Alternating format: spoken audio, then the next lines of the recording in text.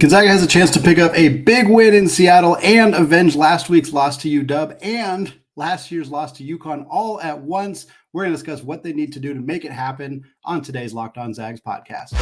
You are Locked On Zags, your daily podcast on the Gonzaga Bulldogs. Part of the Locked On Podcast Network. Your team every day.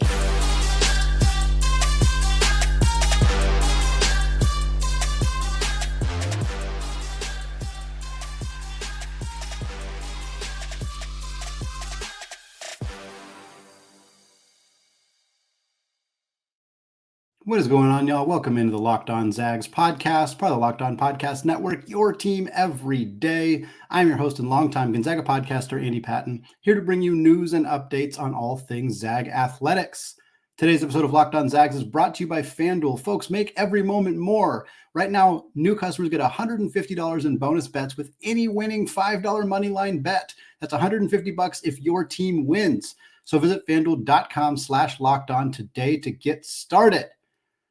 Well, folks, a judge in West Virginia issued a temporary restraining order, which means all multi-transfer student athletes are immediately eligible from now until December 27th. Doesn't directly impact Gonzaga, but it is a wild story going on right now in college athletics. We're going to get to that, but first, we're going to preview this game against the UConn Huskies.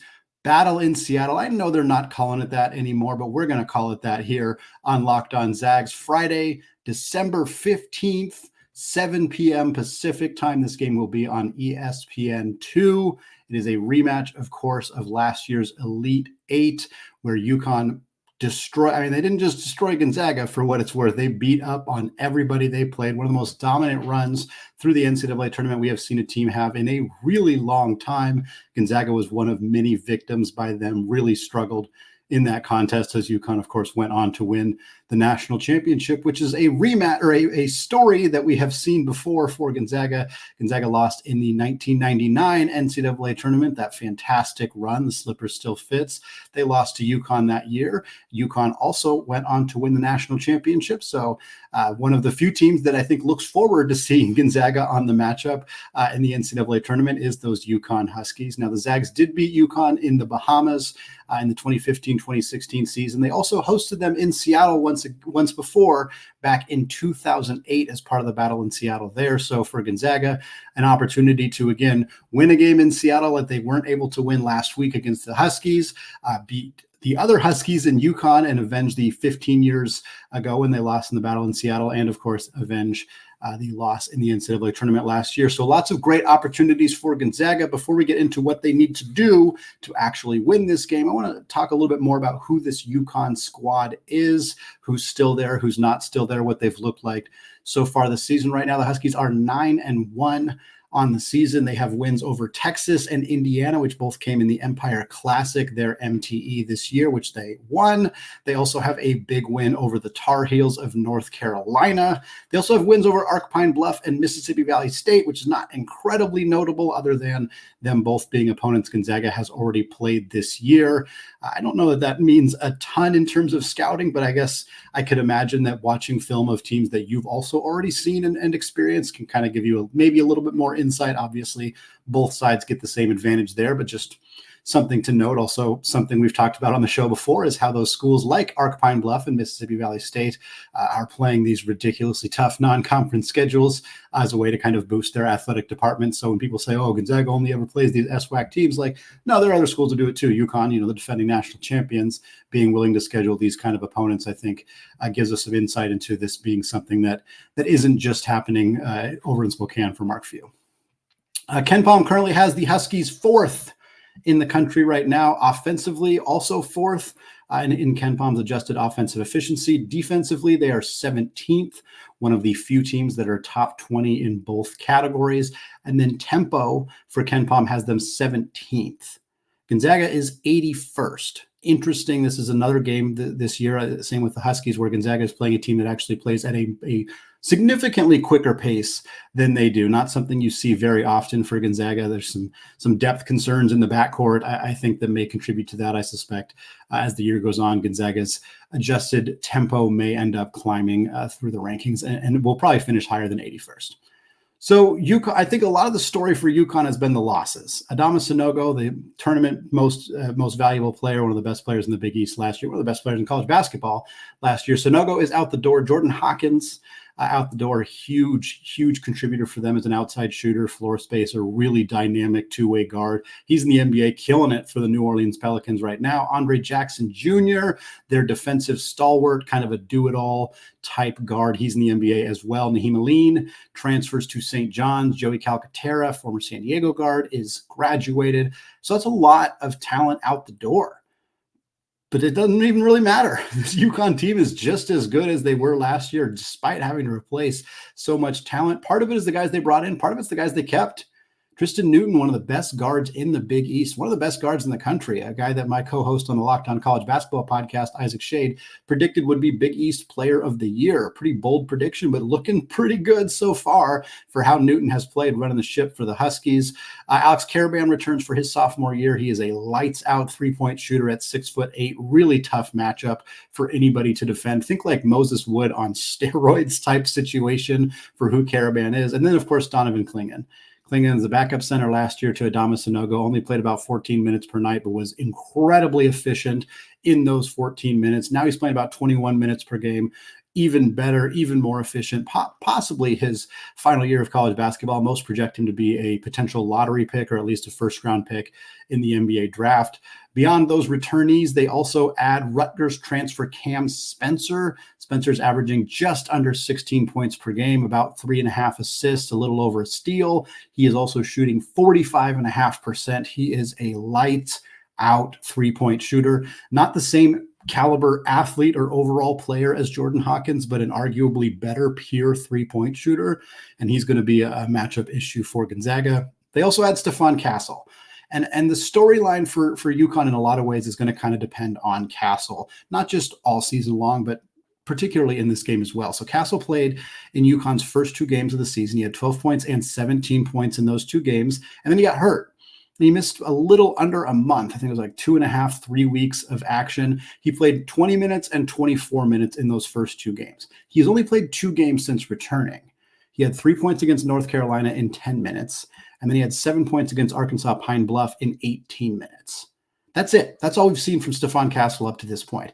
The big question is whether this is the game where they really fully integrate Castle back into the lineup. Does he start again? He hasn't started since he returned from that injury. Solomon Ball has stepped into a starting role for UConn. He's looked fine. He's not the same caliber athlete or player as Castle, but he's adequate. But I think for UConn, this might be the game where they put Castle back in that lineup and really let him kind of loose. He's a top 10 prospect in the entire class, a guy many expect to be a top 5 pick in the NBA draft, especially if he can get healthy and kind of showcase those tremendous athleticism. He's a jumbo guard. He can do a little bit of everything. We talked about Spencer being a tough matchup as an outside shooter. Stephon Castle is a nightmare matchup. If he's fully healthy and playing like he's capable, very few people in college basketball are able to fully guard him. Castle's health is not the only storyline for the Huskies in terms of injuries, though. Alex Karaban did suffer a finger injury last week. Donovan Clingan has a toe injury. The reports, as we're recording this right now on Wednesday evening, seem to indicate both players are expected to be fine and fully healthy, and there's not really any mystery about that right now. I'm pretty not concerned about Karaban. I think he's going to be healthy. I don't think there's much to really talk about there. Clingan, though, toe injuries can really linger, and they can kind of come back. Once they're gone, they're not necessarily gone. And for guys who are 7'2", for guys who are well over 260 pounds, that's a lot of pressure that you're putting on your toes. And, I don't want Clingan to be hurt. Obviously, it would help Gonzaga in that sense, but I'm curious if he will truly be 100%. Unless he suffers some setback that we haven't heard about, there's no indication he's going to not play or anything like that. But it is possible he's maybe not quite at 100%. So that'll be a key storyline to kind of watch getting into this game. And then got to shout out the Tristen Newton versus Ryan Nembhard matchup. These two guys have battled each other a handful of times, of course, from Nembhard's time as the point guard at Creighton. Familiar with each other's games. I think that'll make a kind of a fun dynamic to watch for, as these are two of the better point guards in the country getting a chance to square off against each other yet again, this time with Nembhard wearing a different uniform. Well, what can Gonzaga do to exact revenge on last year and the battle in Seattle from 2008? We're going to look at some keys to victory for the Zags coming up after a word from today's sponsor, Prize Picks. Folks, Prize Picks offers weekly promotions that can lead you to big payouts like their Taco Tuesday deals. Every Tuesday, Prize Picks discounts select player projections up to 25% to provide you with even more value. Plus, with Prize Picks' reboot policy, your entries stay in play even if one of your players gets injured. So for NFL games and college football top 25 matchups, if you have a player who exits the game in the first half and they do not return in the second half, that player is rebooted. PrizePicks is the only daily fantasy sports platform with injury insurance. And guys, this app is just really easy to use. All you have to do is pick 2 or more players and you choose more or less with the given stat. And right now, PrizePicks is offering Kevin Durant for just 0.5 points on Christmas against Dallas. If Kevin Durant scores 1 point against the Mavericks, and I'm telling you right now, he's going to do so, then that is a win for you. So go to prizepicks.com/lockedoncollege. Use the promo code lockedoncollege for a first deposit match of up to $100. Again, that's prizepicks.com/lockedoncollege. Use promo code lockedoncollege for a first deposit match of up to $100. Prize Picks, it's daily fantasy sports made easy. All right, folks, I want to thank all of you for making Locked On Zags and Locked On Zags your first listen or your first watch of the day. I also want to shout out all of you who have joined us on our Discord channel. It is free. It is available in the show notes. If you click the link, there's over 270 of us in there, and we're talking about the Zags. We're talking about UConn. We're talking about all things going on in college basketball, literally 24/7. So just pop in if you have questions, thoughts, concerns, things that you just want to chat about with other Gonzaga fans. It is a perfect place to meet and hang out. Now we're going to move on and do our 5 keys to victory. Again, for those of you who are everyday listeners, you know that for every preview of every Gonzaga game, we either do a keys to a victory or a 5 things to watch, depending on the caliber of opponent. Obviously, UConn is going to be an extremely difficult team for Gonzaga to defeat, the toughest team they will play all year, outside of maybe Purdue. And even then, there is an argument between those 2 teams right now. So we're going to talk about what we think Gonzaga needs to do, what we'd like to see them do in an effort to secure a victory here over the Huskies. Number 1, I think, is perhaps the biggest key, and that's using Gonzaga's bigs to space the floor and pull Donovan Clingan away from the rim. Clingan is a capable defender away from the rim, but his strengths lie on the block. He is big. He is physical. He's a better athlete than he looks like, but he's not an elite athlete. Most guys his size aren't. It's just a lot of body to be moving around as much as you have to. Meanwhile, Gonzaga's got 4 bigs who are shooting 38.9% from 3 or higher. Anton Watson is technically Gonzaga's worst 3-point shooter purely from percentage this season, and he's shooting a career-high 38.9%. Anton's been fantastic from beyond the arc. Graham Ike is shooting 40%. It is 4 of 10, and that is part of, it's a little bit misleading, but Graham is capable of stepping out and shooting threes, and anybody who has watched his film this year knows that. Donovan Clingan, if he is perfectly willing to leave Graham Ike wide open for 3, Graham is capable of making him pay. Beyond that, Ben Gregg, 43%, Braden Huff, 46.7%.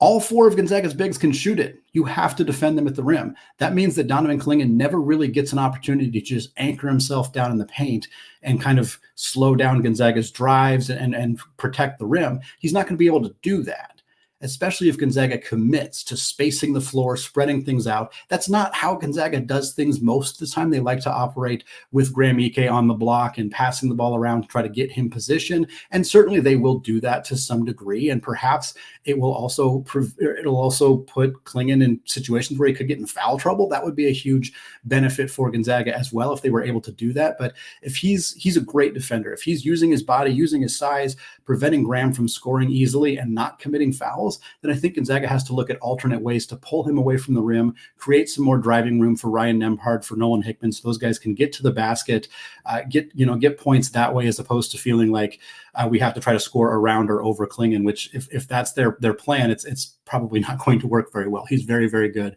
down there.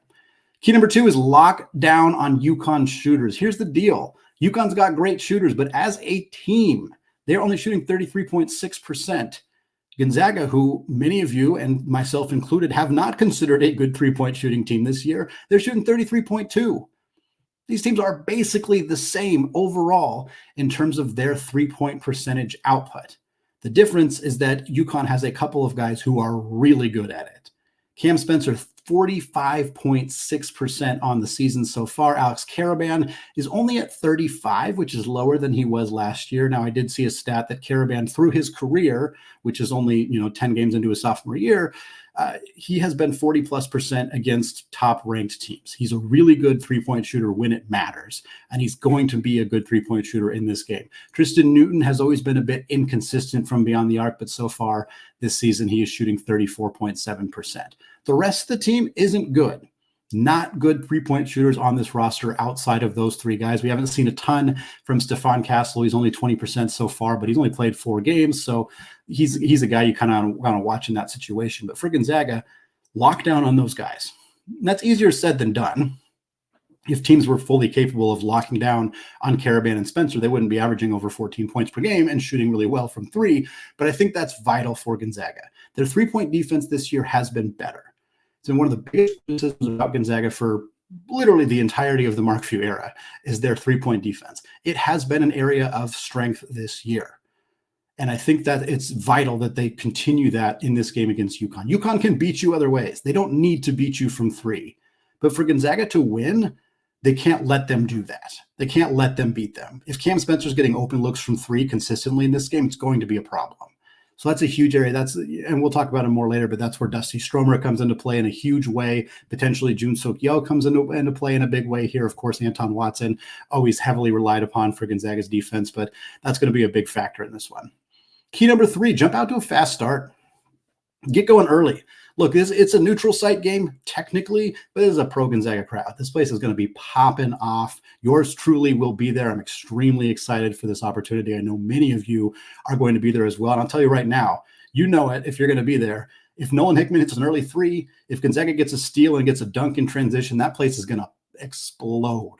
Climate Pledge Arena is going to be on earthquake watch. If that thing gets going early, if Gonzaga gets like a 7-0 lead, forces an early timeout from Danny Hurley and the UConn Huskies, that place is going to explode. Gonzaga did this to USC.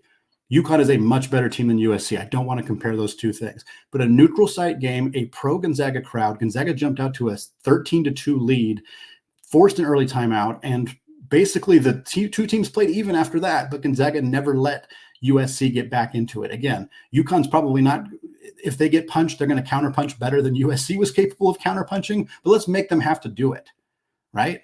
Go get a lead, go make that crowd explode, make it so the announcers can barely hear themselves talking, make it so Danny Hurley has to scream to get a timeout so the refs can hear him, and then you'll absorb their licks after that, but jumping out to that big lead is vital.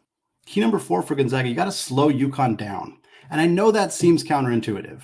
Gonzaga is not usually slowing teams down. Typically, they're the ones getting slowed down by the opposing team. But right now, Gonzaga just doesn't have the depth to try to run with UConn. They just don't.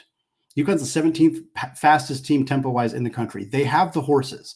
They have the depth, especially with Castle back, to be able to run and run and run and run. And that's what they're going to try to do. And if Gonzaga tries to run with them, Gonzaga also tries to push out in transition. And I'm not saying they should ignore transition opportunities when they come up, but it's just not, I don't think it's an area they can win. But if they can slow UConn down, there's a couple ways to do that. Take a little longer on your half-court possessions. Again, don't avoid opportunities to get out in transition. But if you're not out in transition, slow it down. Don't force it into Graham Ike unless he's actually open. Swing it around the key a couple more times. Slow the pace down. Force UConn to have to play at your pace. And then defensively, they could try zone defense. Maybe that throws UConn for a loop and potentially slows them down as they have to process switching to a different offense. And that kind of thing can help. I think Gonzaga is probably not going to do a lot of the half-court trap in this game. Maybe we'll see some of that three-quarter court press. But again, that's the kind of thing that forces your guards to play harder and exert more energy on defense. And if you're not planning to play Luka Krajinovic in this game, if you're not planning to play a lot of minutes from Jun Sook Yeo in this game, which is what we've seen when they've played opponents at or even close to this caliber, you can't put your guards in situations where they're just absolutely exhausted by halftime, because then you're going to have the same situation you had at UW, where maybe you do win the first half like they did against Purdue, like they did against UW, and then you fall apart in the second half because you don't have the energy from those guys to be able to withstand it. So slowing UConn down, preventing them from getting to do what they like to do out in transition, throwing them out of their rhythm offensively, those are some keys as well for Gonzaga. And then last but not least, big game from the role players. really, for Gonzaga to beat UConn, it's all hands on deck. Everybody needs to play. Everybody needs to play well. No, you can't have like, oh, this guy had a bad game, this guy had a bad game, but because so-and-so played well off the bench, Gonzaga won. Like, it's probably not going to work that way. This is just too talented of a team, too strong of a team depth-wise for Gonzaga to beat without everybody playing well. Of course, E.K. Watson, Nembhard, Hickman, those guys need to play well. They need to play well for Gonzaga to beat almost any good team that they play. But you also need Dusty Stromer needs to have a great game. He needs to have a great game offensively and defensively. Dusty Stromer can't score less than 5 points for Gonzaga to win this game. Maybe I'll be proven wrong on that, but I don't think so. I think he needs to be spacing the floor, hitting threes, forcing UConn to defend him like he did against USC. He also needs to have a monster game defensively. Yo needs to come off the bench and play well. The version of Yo we saw, especially in snippets earlier this week against Mississippi Valley State, where he was blocking shots, where he was hitting threes, getting out in transition. You need that guy. You need that guy. He needs to play well in this game to spell the guards, to spell Dusty, to give a bigger physical look at the three to UConn. Like, he's vital in this one as well. And of course, the bigs. We know Ike and Watson need to play well, but so do Braden Huff and Ben Gregg. Braden has only really had one strong game against a good opponent, and that was USC. And even in the USC game, he missed a few bunnies. Like, it wasn't his strongest performance. This is a really good opportunity for Huff to put his name on the national radar by coming off the bench, doing what he's been doing at home, scoring early, scoring often, having that nose for the basketball, scoring through contact, getting to the free throw line, knocking down open threes. Like, if Braden Huff looks anything like the Braden Huff that we have seen at home in the Lewis and Clark scrimmage, the Yale game, the Mississippi Valley State game, Arc Pine Bluff, any of those games, and he doesn't have to score 20 off the bench, but if he looks like that same player, if he is forcing Clingan away from the rim, if he is putting pressure on UConn's defense just by being a different look than EK and Watson, that's insanely valuable. And then, of course, Ben's energy, enthusiasm, defensive intensity, outside shooting, all of those things need to be there on Friday, every single one of them. If all of those guys, the entire rotation for Gonzaga, plays well, this could absolutely be a W. But I worry that even if, you pretty much need all of them. You pretty much need all of them. I don't think there's a lot of guys who can have a bad night and still come away with a victory here against this UConn team in Seattle. We're going to close out the show discussing a wild day in college athletics with a few significant college basketball players suddenly getting immediate NCAA eligibility. Before we get to that, though, I want to tell you about today's sponsor, FanDuel. As the weather gets colder, the college basketball offers stay hot on FanDuel. Right now, new customers get $150 in bonus bets with any winning $5 moneyline bet. That's $150 if your team wins. So if you've been thinking about joining FanDuel, there is no better time than right now to get in on the action. The app is super easy to use. There is a wide range of betting options, which include spreads, player props, over-unders, and more. And right now, Gonzaga has negative 220 odds to win the WCC. That is a better odds than we had previously, in part because of the loss to UW, but I'm still taking Gonzaga here over St. Mary's, no doubt. If you want to toss some money down on that, visit FanDuel.com/lockedon and get in on the action this college basketball season. FanDuel, an official partner of the NFL. All right, folks, closing out the show today, talking about government in West Virginia, because Judge John Preston Bailey in West Virginia court issued a temporary restraining order on Wednesday. What this means, as we're recording this on Wednesday at 4:30 Pacific time, I am putting a specific timestamp on it because I think this is a story that is changing by the minute. So I'm giving you what is currently the most up-to-date information. There is a temporary restraining order that goes through 2 weeks till December 27th.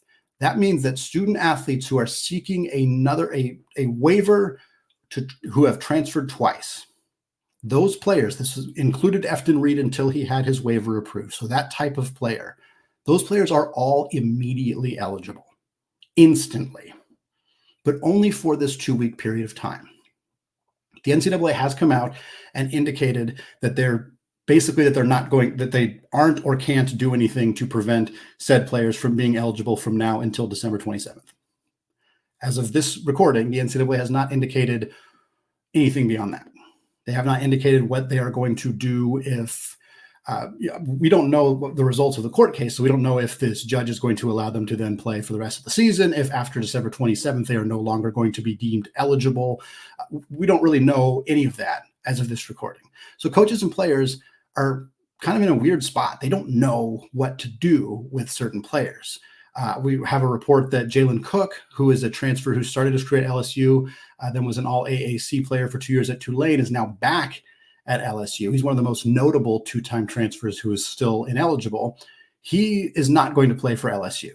I'm recording this about an hour before LSU's game, so by the time you're listening to this, the game has already happened. He has not played, or something changed and he did play, in which case sorry, I guess I'm not able to give you that information, but the expectation as of right now is that he's not going to play. There are other situations. Andre Curbelo is at Southern Mississippi. He did not travel with the team because they've been waiting for his waiver and were frustrated that the NCAA wasn't giving him a waiver, so they didn't even have him travel. Now he could, in theory, play, but he is not with the team. There is a lot of weird situations going on right now. There are a lot of teams that have, 2 to 3 games in this 2-week period of time, but they're not really playing anybody good. And so they have to wonder, is it worth playing this player, changing my lineup, changing my rotation, potentially causing, maybe not rifts necessarily, but I don't know, if I was a player who was playing 20 minutes a game and then a guy who got eligible for 2 weeks cut into all of my playing time and then was ineligible again after that, that can cause problems for a program. And it's is it worth bringing this, if you're Utah, we'll use Devion Smith as an example, a quality player who spent the last 2 years at Georgia Tech. He's not a huge addition necessarily, but he would play for Utah. Utah's got 2 games in this 2-week period of time. They're against Utah Valley and Bellarmine. Do you play a guy like that who hasn't played yet this season for 2 games, knowing that he might not be eligible for the rest of the year? And we also don't know what the NCAA is going to do in the future. If these players play and then they're deemed ineligible for the rest of the year, is the NCAA going to call that a year? Are they going to say, hey, you burned your year of eligibility? My guess is no, but we have no idea. We don't know. This is unprecedented situation for the NCAA, for the players, for the coaches, for everybody. It's brand new. For those of you who follow Jeff Goodman on Twitter at Goodman Hoops, he has been tweeting a lot of quotes from anonymous sources from coaches who are unhappy about this. Understandably, a lot of coaches who are saying, look, we did everything right. We were told the NCAA wasn't going to let these players be eligible, so we didn't recruit them. Now, all of a sudden, they can all play. I get it. It's frustrating. The situation has not been handled well. Without getting overly political, bringing government into sports decisions has rarely worked. That's not to say the NCAA is just the bat 1,000, because they certainly are not, but this doesn't tend to help. And there's an argument to be made on both sides. Should players be able to transfer twice penalty free? A lot of fans say no, because they don't want to see more players entering the transfer portal. But at the same time, players feeling restricted by this, and certainly players in situations where their coach got fired. There's a guy, I think there's a couple guys on this list who were at a school, their coach got fired, they transferred to another school, their coach got fired, they transferred to a third school. And it's yeah, I can see why fans don't like that. But at the same time, it's you commit to a coach and they leave, and now you're stuck there with a new coach. What if you don't get along with the new coach? It just doesn't really make a lot of sense there. Those should be exceptions, but a lot of these guys who are on this list were not given that exception. So there's just a lot of wonkiness, a lot of confusion. It's a weird, goofy situation right now that's pretty fresh. There aren't really a lot of immediately relevant to Gonzaga players that are on this list. There are a couple former WCC players who are on the list. Keelan Boone is at UNLV. He transferred from Oklahoma State to Pacific, and then from Pacific to UNLV. Jordan Ivy Curry, similar situation, was at Pacific last year, is now at UT San Antonio. The most notable Gonzaga example on here is Marcus Adams Jr. And this is already confusing, but Marcus Adams Jr.'s situation is the most confusing, because technically he is a 2-time transfer or a 1-time transfer who has never played in college basketball, because he committed to Kansas, enrolled in classes at Kansas, decided he didn't want to go to Kansas, couldn't just decommit, had to actually transferred to Gonzaga, spent a month with Gonzaga. I was going to say at Gonzaga, but I don't think he showed up on campus, and then transferred again to BYU. And so he's ineligible, presumably because of that rule. Now, is BYU going to play him for the next couple of weeks? Do they want to risk burning a year of eligibility on 2 games? Probably not. But it's a weird, wonky situation, like I said. We mentioned a few names already, a few bigger ones to keep an eye on. Brandon Murray at Ole Miss.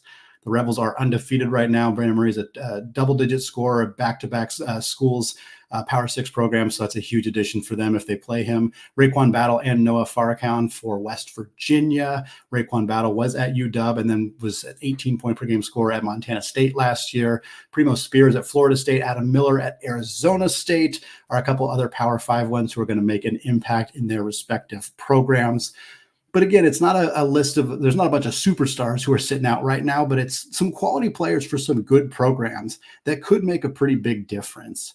And at the end of the day, this is less about like, oh, how does this impact Gonzaga, and more about like, what is happening and how, like, why are we allowing this to happen? How do we, like, this stuff shouldn't be happening in the middle of the season. And the ruling technically applies to all sports. So for football, it applies, but it's not relevant really right now. But it directly impacts basketball in a way that is, we're still learning. As I'm recording this right now, we're still learning. There might be a lot more information by the time you're listening to this, and certainly we'll continue to keep updated on this, what it means for Gonzaga, what it means for the NCAA, what it means for college basketball, the WCC, et cetera, as we learn more about this going forward. That's going to wrap us up for today here on the Locked On Zags podcast. I want to thank all of you for making the show your first listen or your first watch of the day. Of course, shout out those everyday listeners as well, and remind you to join the Discord channel where we've been talking about this very topic all day long. Thanks again for listening. We'll be back on Friday with another episode, more conversation about this UConn game. Until then, as always, go Zags.